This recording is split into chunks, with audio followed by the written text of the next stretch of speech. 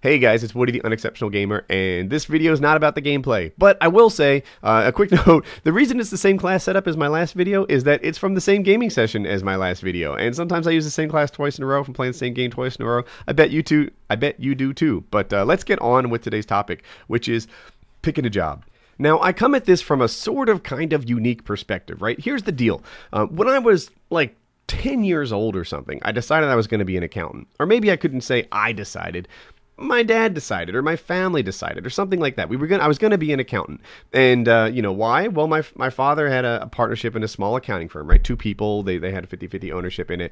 And, you know, the notion was that someday I would buy out my father's half and make a good living and have a good career, and it would be a good head start. And that's what I was going to be. I was going to be an accountant. So even at like 14 and 15 years old, I was, you know, taking accounting classes in high school and preparing myself for the CPA I was eventually going to be. That is, you know, the young Woody. That's where I started. And what happened? Well, I did that, right? You know, I went off to school. I chose accounting I went off to college, which is like university for you European guys.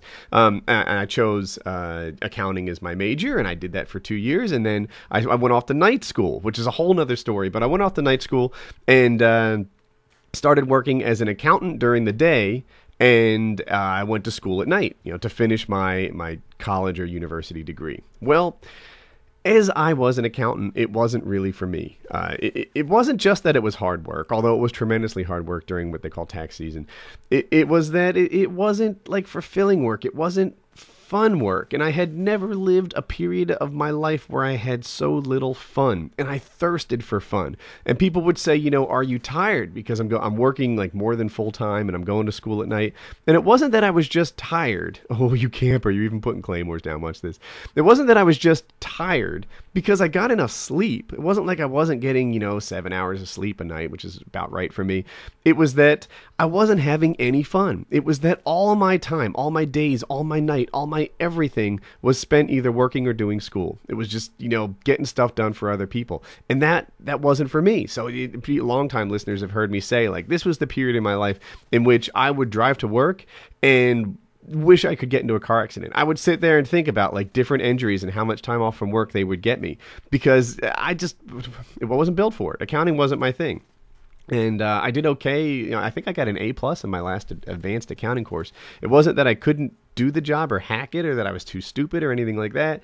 It's just that I didn't have fun doing it. So while I was an accountant during the day, I changed majors, or added a second major actually, and became a computer programmer. And, you know, through a long series of jobs, I sort of made this transition from accountant to computer programmer and did my thing.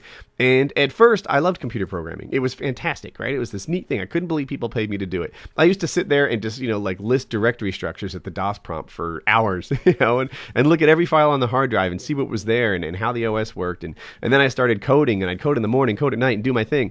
And I loved it. But then after a decade or so, computer programming went from being a passion to a job. And I was pretty good at that job. You know, I had spent a lot of time. I felt like I was pretty sharp, and I got promoted at a rate that was faster than my peers. But, you know, it wasn't like it had gotten to the point, not to where accounting was, where I wanted to crash my car, but I'd be walking from my car to the office at this, you know, big giant like concrete and glass structure. And I'd think to myself, you know, there's a lot of places I'd rather be. I'm just not loving this. I'm not loving this. So I changed careers again, and now I do this YouTube thing, which I've been doing for 2 months. So it's hard to say. Look, it's great. It's fantastic. It's a dream. But let's see how dreamy it is 10 years from now. You know, that we'll wait and see. But here's the core of this thing, right? The part that translates to you guys. And it is, I wonder if if choosing your career at 13 years old, which in my case was accounting, is really the right way to do it. So here in America, in 8th grade, you kind of choose whether you're not going to college or not. You know, my high school was divided into college prep and business. Business was for people who were going straight to the workforce after high school, and college prep was for people who were going straight to high school after... No, I'm sorry, straight to college or university after high school. So that was it, college prep or business.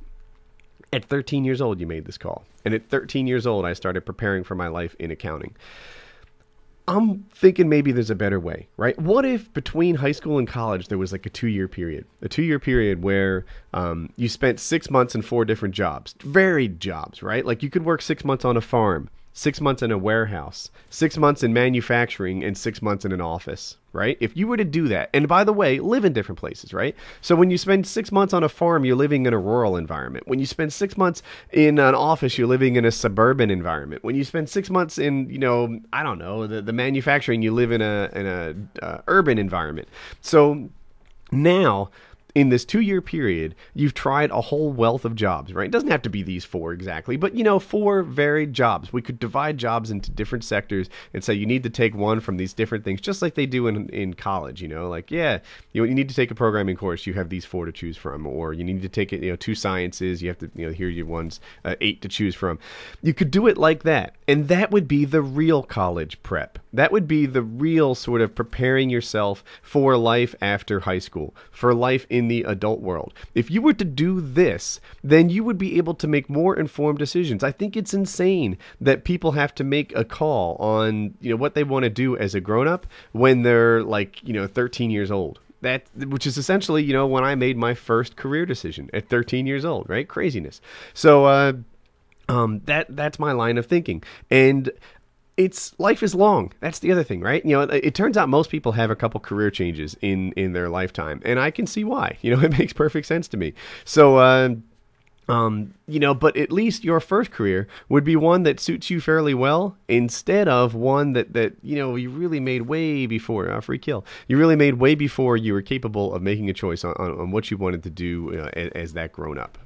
So, while this might not be for everybody, maybe if you look at yourself and you say, what, if I did take a break from school, it would be over for me, and I would never be able to go from the taste of freedom I had back to professors telling me what to do.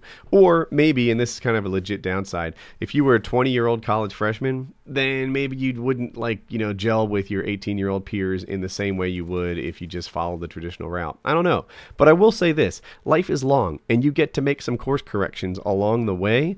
And it seems like you can take advantage of that and even plan some course corrections. That just seems like a really bright idea to me. Maybe I'm alone in there. I'm not sure. But if, in a perfect world, this commentary would open up some eyes here and there. It would let people say, you know what?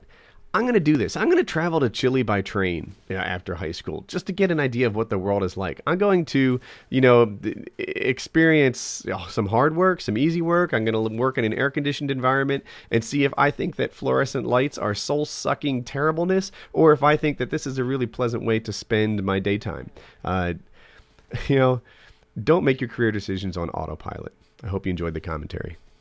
All right, if you enjoyed today's video, if it made you think at all, give that like button some love. If you're new around here, you can click on subscribe in the top right. And now for 2 videos you may have missed. The top one is free-for-all tips and tricks, where I play a game of free-for-all and tell you what I think about as I go through the game and how I do my thing. And the bottom one is kill confirmed advice. Another sort of tip. I actually talk about the gameplay in 2 recent videos. People have been liking that, so maybe I'll do it some more. Surprise video on the right, links in the description, and have a good day.